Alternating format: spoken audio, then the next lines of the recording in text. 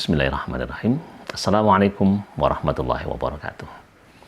Alhamdulillahirabbil alamin wassalatu wassalamu ala asyrafil anbiya'i wal mursalin wa ala alihi wa ashabihi ajmain wa ba'd. Alhamdulillah, bagaimana kabarnya para mahasiswa sekalian?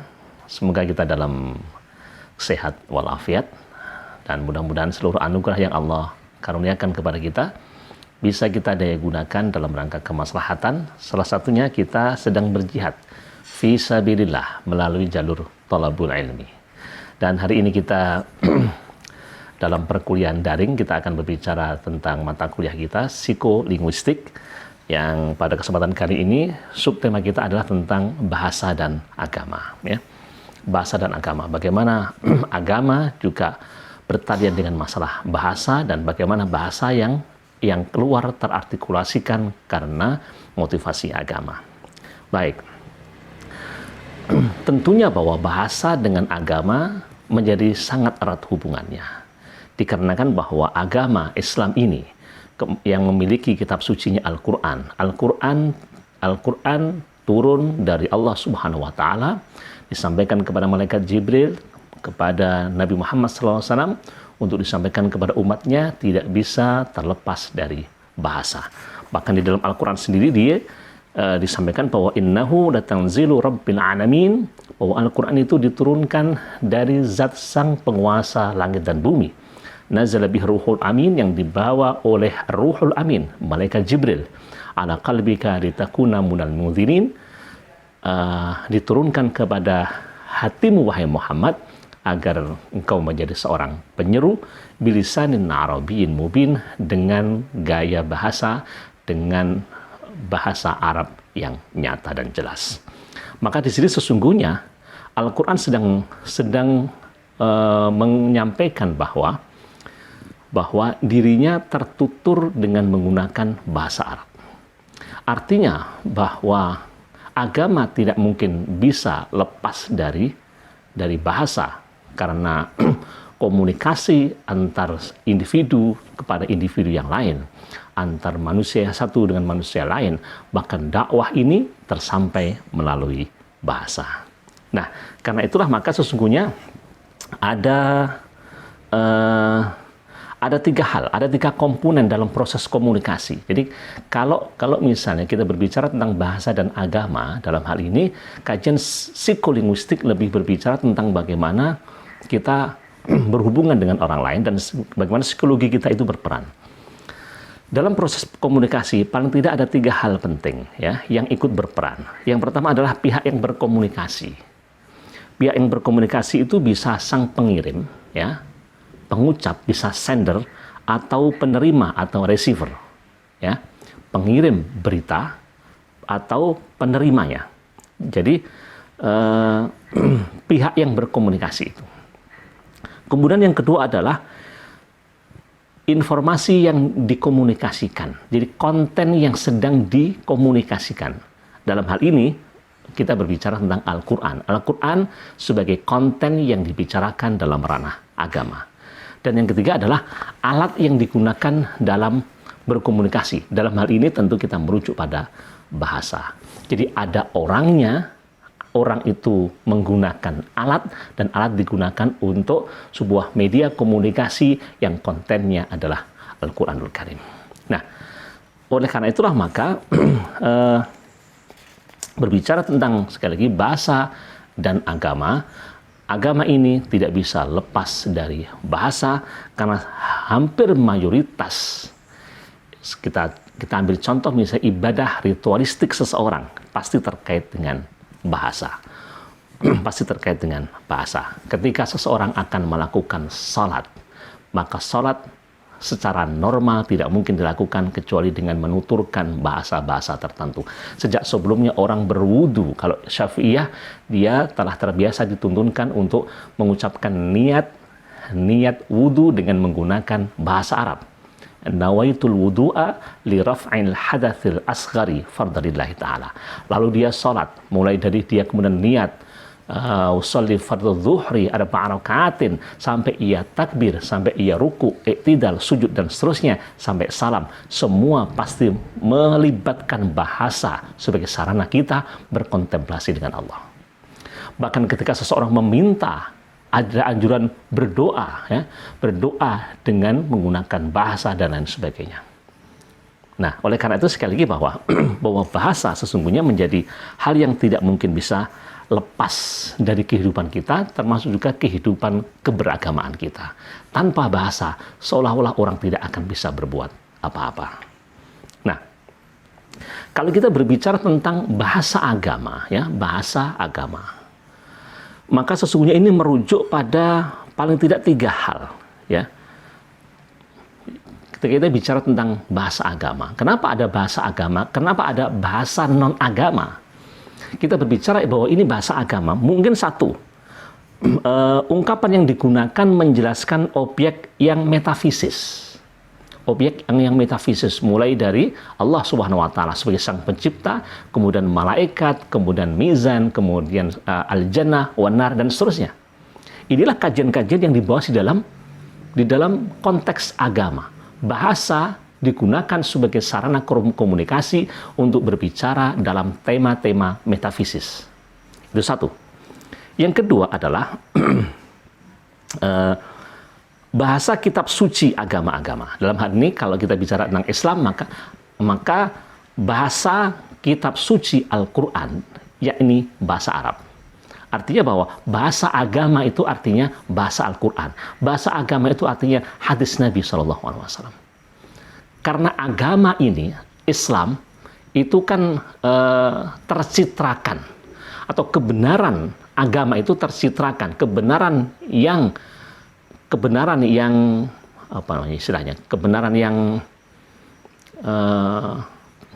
teoretikal, kebenaran yang sifatnya absolut, itu dicitrakan oleh Al-Quran dan hadis Nabi SAW. Sementara kebenaran yang sifatnya operasional nanti kan pada kaum muslimin. Maka ketika kita berbicara tentang bahasa agama, maka sesungguhnya kita sedang berbicara tentang Al-Quran, hadis, dan lain sebagainya. Bagaimana ajaran-ajaran Al-Quran, bagaimana ajaran-ajaran hadis, dan seterusnya. Atau terkait juga, ini saya tambahi, terkait juga bahwa bahasa yang keluar dari tokoh-tokoh atau orang-orang suci, bisa ustadz, bisa kiai, kalau di agama yang lain ya mungkin bisa pedande, mungkin bisa pendeta, dan seterusnya. Ini wilayah bahasa agama itu gitu itu. Bahasa agama. Yang ketiga adalah ketika bicara tentang bahasa agama, tentu berbicara tentang tadi ritual-ritual keagamaan. Karena sekali lagi bahwa di Islam hampir seluruh aktivitas keberagamaan yang berupa ritualistik pasti akan melibatkan bahasa di dalamnya. Tadi sudah Ustaz sebutkan tentang sholat, dimulai dari toharoh sampai kepada takbir, sampai kepada salam. Belum lagi nanti kalau zikir dan berdoa, semua melibatkan bahasa. Salat, bahkan ketika syarat masuk Islam, dia bersyahadat, asyhadu an la ilaha illallah wa asyhadu anna Muhammadur Rasulullah. Keterlibatan bahasa. Belum lagi nanti kalau dia puasa, meniati puasa pun dengan menggunakan bahasa. Terkait juga dengan haji juga ritualistiknya semua melibatkan bahasa. Doa-doa yang tentu tidak bisa ditinggalkan. Maka sekali lagi bahwa bahasa agama tentu terkait dengan ritual, karena hampir mayoritas ritual kita membutuhkan bahasa sebagai sarana pelengkap.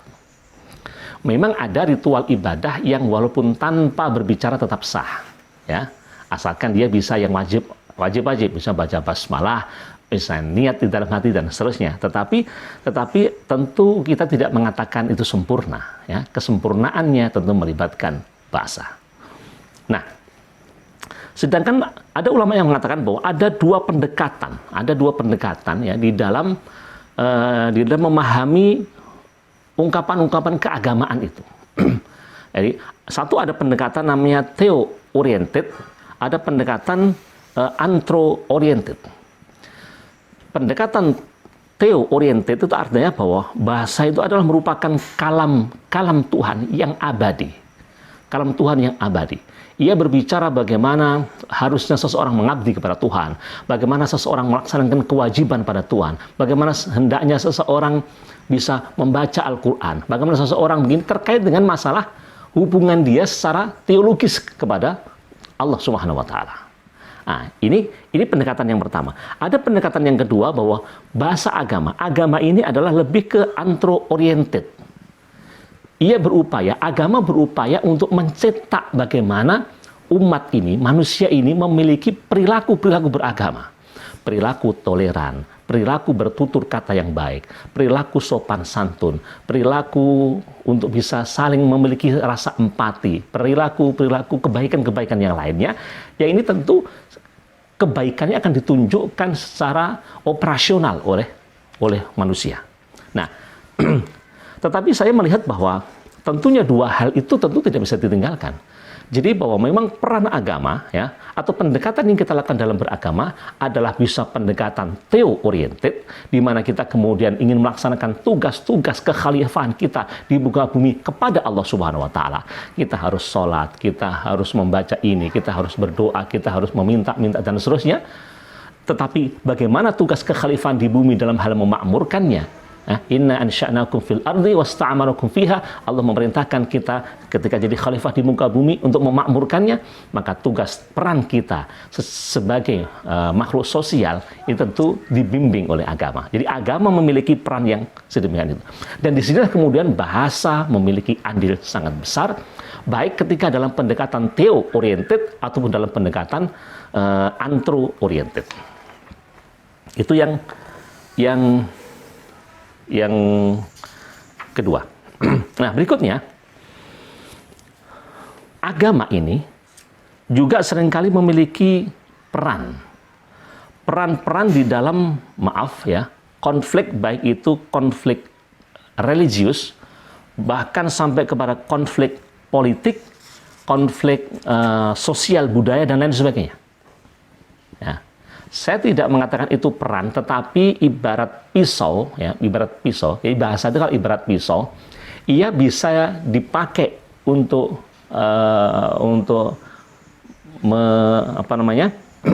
merajang berambang atau bawang, untuk mengupas sayur mayur dan seterusnya dengan sesuatu hal yang bermanfaat bagi kehidupan logistik. Tetapi pisau yang sama bisa digunakan juga untuk membunuh orang, untuk melukai, mencederai, dan bersikap zalim. Maka sesungguhnya begitu jugalah agama bisa diperankan. Agama bisa diperankan.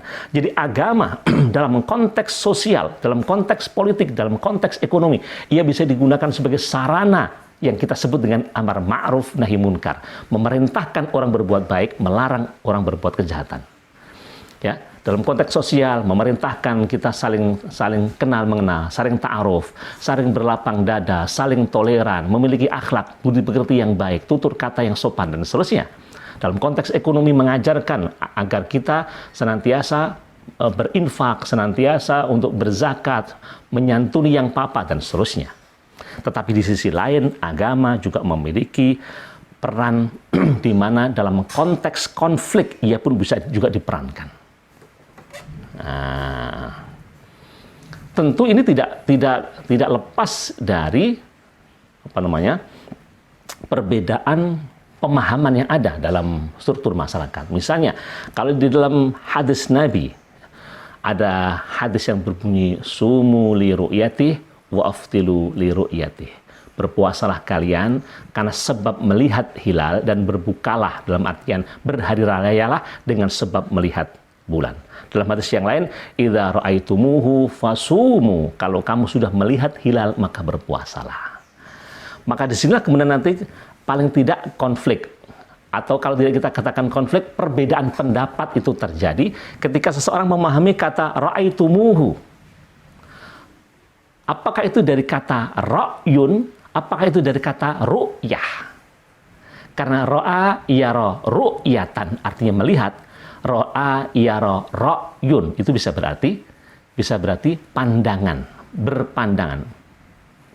Nah, satu contoh. Man ra'a minkum munkaron falyughayyiru biyadihi. Siapa yang melihat, maka ra'a di situ artinya melihat, tahu, ya. Tetapi ketika putranya Nabi Ibrahim, Ismail, diperintahkan oleh Allah, ya, jadi Nabi Ibrahim diperintah oleh Allah untuk menyembelih putranya. Sang Ibrahim mengatakan, Inni ara fil manami anni azbahuka fangzur madza tara. Wahai anakku, aku melihat dalam mimpiku bahwa aku diperintah oleh Allah untuk menyembelih kamu. Fangzur madza tara. Madza tara tidak berarti apa yang kamu lihat, tapi bagaimana pendapatmu, apa pandanganmu tentang mimpiku tadi. Maka kemudian Ismail pun mengatakan, if'al ya abati, ya abati if'al ma tu'mar satajuduni insyaallahu minas sabirin. Lakukan wahai Bapak apa yang Allah perintahkan, insyaallah engkau akan mendapati aku termasuk anak-anak yang sabar. Nah, disinilah kemudian kata ro'a terjadi pemaknaan ganda. Ada kalanya dia melihat dengan mata, ada kalanya berpandangan. Kalau kita boleh melihat ormas, maka ormas Nahdlatul Ulama berpandangan bahwa idza ra'aitumuhum fasumu, artinya kalau kamu melihat dengan pandangan mata kepala, maka Nahdlatul Ulama menetapkan satu Ramadan atau satu Syawal berdasarkan ru'yatul hilal bil ain, melihat bulan dengan mata kepala. Sementara Muhammadiyah memaknai kata ro'a dalam makna ro'yun, berpandangan, berpendapat. Artinya tidak harus melihat, tapi bisa menggunakan sarana, bisa menggunakan hitungan, bisa menggunakan teleskop yang tidak harus menggunakan mata secara langsung. Nah, di sini kemudian ada dua perbedaan pendapat. Kalau tidak kita katakan konflik, paling tidak ada ikhtilaful ulama atau ikhtilaful ara, perbedaan pendapat. Nah, memang sebenarnya kalau kita berbicara tentang kajian linguistik ya, kajian tentang bahasa secara ilmiah, kan ada 3 macam hal yang dibahas itu. Ada kajian tentang leksikal, bagaimana kosakata itu sendiri. Ada tentang gramatikal, strukturnya, nahwu, sorofnya. Ada tentang konteks. Seringkali kemudian dalam sebuah niat yang kurang tepat, bahasa diperankan dalam konteks-konteks yang tidak sewajarnya. Satu contoh, ketika Al-Quran berbicara atau mengisahkan tentang bagaimana perintah Allah kepada Nabi Muhammad SAW untuk mengalihkan arah sholat dari Baitul Maqdis ke Masjidil Haram, ke Ka'bah, lewat ayatnya qad nara taqalluba wajhika fis sama falanuwalliyannaka qiblatan tardaha fawalli wajhaka satral Masjidil Haram. Sekarang arahkan wajahmu ke arah Masjidil Haram. Ayat ini berbicara tentang konteks bahwa perintah dari Allah kepada Nabi SAW untuk mengalihkan arah kiblat yang saat itu Nabi menghadap ke Baitul Maqdis, beralih 180 derajat mengarah ke Masjidil Haram, ke Makkah, ke Ka'bah sebagai kiblatnya. Tetapi ayat ini kemudian dicabut dari konteksnya, kemudian dipakai untuk peran-peran dalam dunia politik. Dulu ketika parpol itu hanya 3, hanya P3, Golkar, dan PDI. P3 dengan logonya Ka'bah, Golkar dengan logonya pohon beringin, PDI dengan logonya kepala banteng. Nah, ayat-ayat itu seringkali dijadikan sebagai ajang perang. Sehingga terjadilah perang-perang ayat. Saat itu kemudian partai yang pertama tadi, P3, karena mewakili komunitas kaum muslim, menggunakan ayat ini untuk memilih partai yang berlambang Ka'bah. Coba lihat ini di dalam Al-Quran. Fawalli wajhaka satral Masjidil Haram. Artinya arahkan wajahmu ke arah Masjidil Haram yang di situ ada Ka'bah. Maka pilihlah Ka'bah karena Quran sedang menuntunkan kita mengarahkan ke arah Ka'bah. Jadi mereka memahami ayat ini dan mencabutnya dari akar konteks di mana ayat ini diturunkan dan dalam kasus apa ayat ini diturunkan. Belum lagi ketika ayat yang berbicara dalam konteks Nabi Adam alaihissalam, ya. Ketika berada di surga bersama istrinya, kemudian waqula minhuma ragadan haitsu syi'tuma, makanlah kamu berdua apapun yang tersedia di surga. Tapi ingat, wala taqraba hadhihi syajarah, jangan dekat-dekat pohon ini. Ada satu larangan saat itu, itulah suatu pohon yang oleh iblis disebut dengan syajaratul khuldi, pohon keabadian. Nah, maka lewat ayat la taqraba hadhihi syajarah, jangan dekat-dekat pohon ini adalah sebuah ayat dalam konteks larangan Allah kepada Nabi Adam ketika berada di surga. Lalu para propagandis mencabut akar konteks ayat ini, dipakai untuk menelanjangi partai kedua, partai Golkar. Nih, lihat dalam Al-Quran disebutkan bahwa la taqraba hadhihi syajarah, jangan dekat-dekat pohon ini. Quran melarang kita untuk mendekati partai yang berlambangkan pohon. Fatakuna minadz zalimin, kamu akan jadi orang zalim. Sebuah penafsiran yang mencerabutnya dari akar konteks. Jadi itu sudah kita katakan bahwa bahasa tidak bisa lepas dari konteks, karena ada leksikal, ada gramatikal, tapi ada konteks. Ya. Tidak bisa seseorang kemudian memakai sebuah ayat dalam konteks tertentu, lalu ayat ini dipakai dalam sembarang konteks. Nah, seperti itu. Jadi artinya bahwa betapa bahasa memiliki peran dalam artian ia bisa disalahgunakan. Bak pisau tadi bisa digunakan salah satunya untuk menusuk seseorang dalam bidang atau ranah politik. Nah, seperti itu. Yang harus kita pahami, jadi memang bahasa itu memiliki peran yang luar biasa, luar biasa. Ia bisa menjadi sarana legalitas sesuatu.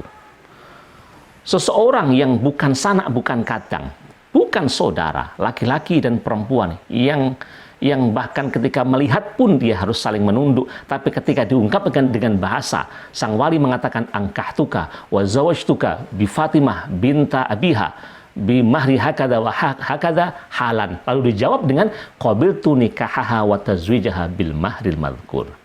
Sebuah ungkapan bahasa. Ungkapan ini ternyata membuat sesuatu yang tadinya haram menjadi halal. Sesuatu yang tadinya haram bahkan menjadi sunnah. Sesuatu yang terlarang menjadi dianjurkan di dalam agama karena bahasa. Nah, disitulah kemudian jadi kita hanya mengatakan bahwa betapa bahasa memiliki peran yang besar, karena itu berhati-hatilah kita. Nah, sekarang kemudian kita berbicara tentang bagaimana dialektika bahasa Al-Quran dan budaya Arab. Ya. Inilah yang seringkali kemudian menjadi bahan cemoohan, bahan bulian, bahwa Quran itu lebih berbicara dalam konteks-konteks gurun. Sehingga kalau ada orang sekarang orang yang menjadi penggiat agama, memiliki semangat agama, dianggap sebagai kadal gurun. Ingat, kalian sebagai mahasiswa muslim, hindari kata-kata itu. Itu sama dengan pelecehan terhadap agama. Ya. Kalau kita tidak senang terhadap seseorang, maka jangan kemudian membawa-bawa agama sebagai bagian dari yang diperolok-olokkan. Ya. Kembali kepada masalah dialektika bahasa Al-Quran dengan budaya. Memang bahasa akan diturunkan, akan disampaikan dalam sebuah komunitas dan entitas yang tentu memang harus koneks. Karena turunnya kepada komunitas bangsa Arab, maka tentu Al-Quran mengatakan inna anzalnahu Qur'anan Arabian la'allakum ta'qilun. Kami turunkan Al-Quran sebagai bacaan yang berbahasa Arab agar kamu faham. Karena kalau orangnya komunitas orang Arab lalu diberikan kitab yang berbahasa Cina, tentu tidak terfahami. Ini kan logis. Tetapi jangan kemudian nalar ini kemudian kita balik. Oh, kalau demikian bahwa Al-Quran itu hanya untuk orang Arab. Ini nalarnya putus. Maka fahamilah bahwa Tuhan ingin menyampaikan sebuah pesan, dan pesan itu disampaikan dalam sebuah komunitas awal. Komunitas awalnya adalah bangsa Arab. Karena itulah maka Quran diturunkan dalam bentuk bahasa Arab agar bisa difahami. Yang tentu nalar kita tidak harus mengatakan bahwa Al-Quran hanya diturunkan untuk komunitas orang Arab. Nah, bahkan tema-tema yang disampaikan di dalam Al-Quran memang sesuai dengan konteks budaya saat itu. Tapi sekali lagi bahwa ini tidak harus kemudian kita pahami Al-Quran itu hanya turun dalam konteks budaya itu yang karenanya tidak cocok untuk dalam konteks budaya yang lain. Ini sekali lagi nalar yang putus. nalar dia tidak bisa dia lanjutkan bahwa memang salah satu peran bahasa ia adalah sebagai sarana komunikasi. Dan komunikasi itu akan bisa bersambung ketika konteksnya nyambung, ketika audiennya itu sama, audien dengan bahasanya itu juga sama, dan bahasa itu bisa terfahami. Ya. Tadi ada pihak yang berkomunikasi, ada sender, ada receiver, ada penerima, ada pengirim, ada penerima. Lalu ada kontennya Al-Quran. Lalu ada bahasanya. Kalau penerima dengan pengirimnya itu orang Arab, lalu kemudian konteksnya atau sarananya menggunakan bahasa Cina, bagaimana kita akan paham? Ini kan nalar-nalar logis yang harus kita pakai. Nah, karena itu perlu kita sampaikan, kenapa di dalam Al-Quran ada tema-tema yang seolah-olah bahwa tema itu berkutat kepada budaya atau sosiokultur bangsa Arab. Satu contoh, memang orang Arab itu orang yang berada dalam kondisi dunia perdagangan, sehingga ayat-ayat yang dipakai lebih kemudian melakukan proses metaforis kepada konteks perdagangan. Misalnya, innallaha ashtara minal mu'minina anfusahum wa amwalahum bi anna lahumul jannah. Allah itu membeli dari orang mukmin, ya, diri mereka, harta mereka, dibeli akan diberikan jannah, diberikan surga. Ini kan seolah-olah kan dikonekskan, dianalogkan dengan konteks jual beli dan seterusnya. Kalau ada orang jelek dikatakan ulaika ladzina ishtaraw dhalalata bil huda fama rabihat tijaratuhum wa ma kanu muhtadin. Orang munafik itu orang yang membeli kesesatan dengan petunjuk. Dia sudah dapat petunjuk itu dilempar, dibuang, ia lebih memilih kepada kesesatan. Ada membeli, ada jual, ada beli dan seterusnya. Kenapa? Memang disitulah konteks itu. Belum lagi nanti kemudian ayat Al-Qur'an yang mengatakan, misalnya, nisaukum harthul lakum fa'tu harthakum anna syi'tum. Istri-istrimu laksana ladang bagimu. Karena itulah datangilah ladangmu sesukamu. Kenapa pakai bahasa ladang? Karena memang komunitas dan entitas masyarakat yang menjadi penerima dari konten Al-Quran adalah masyarakat Arab dalam kondisi agraris. Ya, dia suka bercocok tanam. Di beberapa bercocok tanam, di kali yang lain kemudian juga melakukan perdagangan dan lain sebagainya. Apalagi ada yang suka menjadi menjadi penggembala, maka ayat-ayat yang turun, ya, misalnya orang-orang yang jelek itu kemudian Allah gelari dengan ulaika kal an'am balhum adal. Mereka itu laksana binatang ternak, bahkan lebih jahat lagi. Kenapa Al-Quran menggunakan semacam itu? Sekali lagi bahwa itulah dialektika Al-Quran. Ia ingin menyampaikan pesan dari sang pemberi pesan dengan menggunakan sarana bahasa, dan agar bisa diterima oleh sang penerimanya, sang receivernya dengan bahasa yang sama, dengan konteks yang sama, sosiokultur yang sama. Karena itu bahasanya pun juga dipersamakan. Nah, seperti itulah. Agar tidak terjadi pemahaman yang menyimpang, kesalahpahaman tentang ayat-ayat Al-Quran yang berbicara tentang itu semua. Ini, para mahasiswa sekalian, kajian kita tentang bahasa dan agama.